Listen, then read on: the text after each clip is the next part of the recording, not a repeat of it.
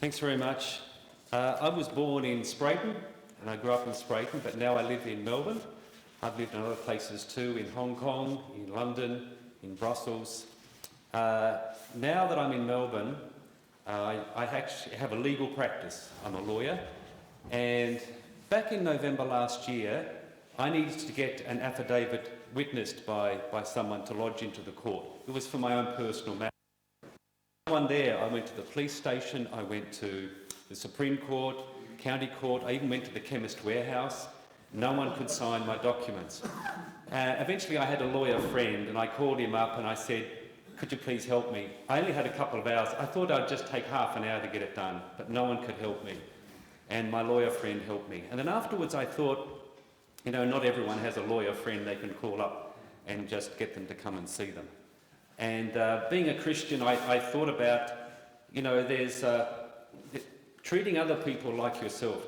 How many people here know the story about the Good Samaritan? You put up your hand?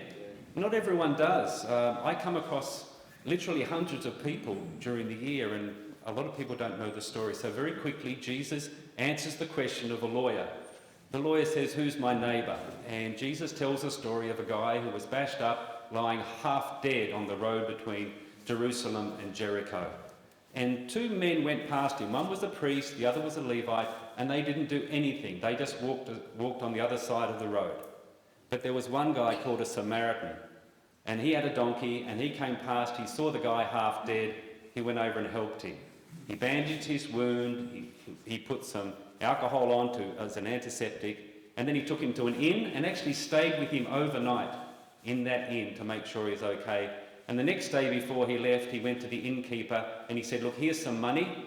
If the guy, doesn't even know who that guy is who was half dead, but if this guy spends any more or he takes any more of your time, here's some money and I'll be back later to help you. And Jesus said that's how we should be for other people, to treat others like ourselves. So I'm thinking, I really wanted someone to help me when I needed my documents signed. And all it is a stamp and a signature, which I can do as a lawyer, but I can't do for myself.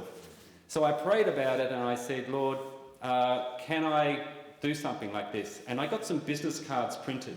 And I went back to all those places who rejected me in the past. The Supreme Court, the police station, the Chemist Warehouse. And I said, if anyone needs help to sign a document, just get them to call me. And I wasn't really expecting too many people. Well, as of today, it's over 320 people who've come to me for free. And I want to tell you a little bit about some of these people. I should tell you that I was quite nervous about giving my card out to these people because, you know, they don't know me from a bar of soap. And they say, who are you? You're a lawyer. I say, well, I'm a lawyer, I'll do something for free. They say, right. They say, yeah, there's something going on here, what's your angle? I said, no, seriously. And I realised that once they send people to me, they don't know what happens. And I had to close that feedback loop. So what I did was some people to give me a review on Google. And then I took back that review to people. And then when I hit milestones, this says happy 300. I did one for when I did the first 100 people, the first 200 people, and now the first 300, or the 300 people. And I just tell them how many people came each week to see me. And I go back to the guards. I've got some great friends in the guards of the Supreme Court. If you want a favour from the guards in the Supreme Court, come and talk to me. But also people in Owen-Dixon Chambers, Chemist Warehouse, as I said, lots of places. And they send people to me and they're so happy to send them there. Now the people who come to me say, this is a generalisation, but they say, Peter, if you hadn't taken my call, no one would have helped me. I'd probably still be walking around looking for someone or sitting on the footpath crying, not knowing what to do. So let me tell you a little bit about the types of people that I help. A lot of people are going through divorces and you have to sign an affidavit for that. A lot of people don't even know how the divorce system works. Not that I'm a big fan of divorce, but these things need to be done and they need help to do it, so I help them.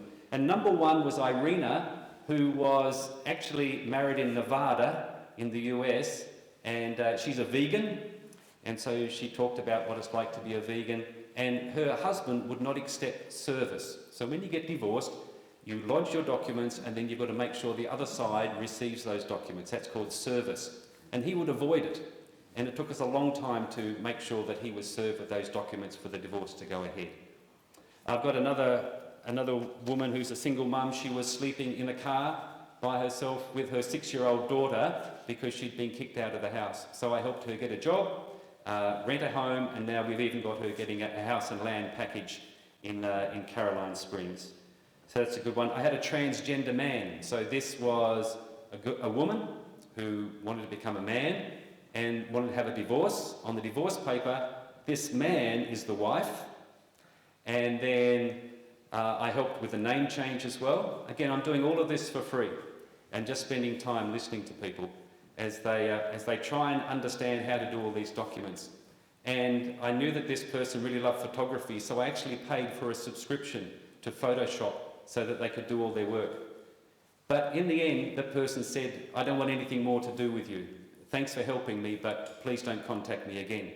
And so this is some of the disappointments you come across as well. You try to help people, just like Jesus said, but sometimes you get no thanks and sometimes you get the door slammed in your face. But that's okay. I help a lot of women actually going through divorce, a lot of women struggling to get things done, and sometimes helping women is okay because, you know, as a man you like to be protective and those things. But I've had a lot of men come to me as well. In fact, almost every week I'll have a couple of people cry in my office. And one day I had 3 different people cry in my office, and one was a guy who couldn't see his son for 3 weeks because his wife was holding back and wouldn't let him see it. And this guy, I could smell alcohol on his breath, and he came in and he wanted to do this document to say that he was being denied access to his son. And while I was doing all the work, again for free, he's just laying back there like this, thinking this is the greatest thing ever, because he doesn't have to pay, and I'm using all my experience as a lawyer to prepare this document. And I thought, well, helping the women is okay. I feel pretty good about that. But this guy who's half drunk, do I really want to be helping him? And so I prayed about that a lot. Next week he comes in. He says, Peter, my mum is so happy that you're helping me. She's crocheting a blanket for you. She doesn't normally do that for people, but she really appreciates what you're doing for me. So then I realised, you know, maybe that's, I should try and be a bit more, what's the word, a bit more nice to people, even if I don't necessarily like them. So I get a lot of people, people said, come to the dentist with me, Peter, and they say, actually into the room. I've watched someone have their wisdom tooth removed. It's not a great thing to go through, to watch that happen. I've helped people move house and all these other things that come with offering yourself to other people and just, you know, if I can help, like you're lying on the side of the road half dead, I'm going to help you. So what's the type of preparation I need for that? I've got to keep my life really, really simple because their lives are really, really complicated.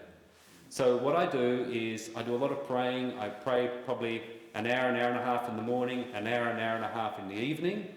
That's pretty hardcore, and I'm actually on my knees when I do it because I read in the Bible that's what you're supposed to do.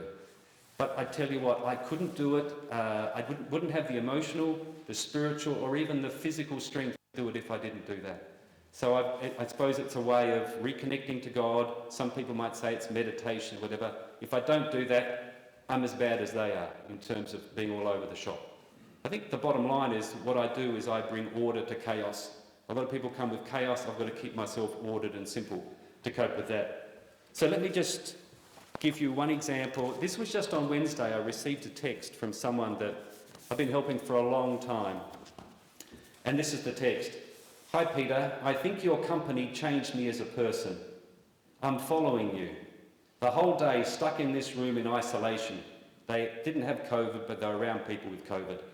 I spend all my time helping a doctor looking for a job. She's also a doctor struggling to get a job, but now she's helping someone else. I wrote her resume and cover letter and gave her all the contact details of hospitals and GP clinics I knew. I even sent emails referring her to agents and job consultants. I expected nothing. She asked me what I want. I said nothing. I only thank God for giving me the ability to help, and I'm grateful for you to teach me that. And she's a Buddhist. And what have I got here? I think that I've written a note. I say, this is God's word that I'm doing. I also listen to God's word all the time. I don't have any TV. I'm just always listening to an audiobook of it. And I'm just following Jesus' instructions. And this woman's life is being changed. Not by Buddha, but by God, and I think in a way that Buddha never could. And so I just pray that she knows that. So when we go out and we do something where we see a need, someone's half dead, and all I have is a stamp and a pen. That's all I do. And I can literally help people change their lives, help them to get back on track, bring order to chaos. But if you see someone that you've got the ability to help, then I really encourage you to do it, but also back it up with prayer, because they can knock you around as well. And you've got to be strong to be able to help them. Thanks very much.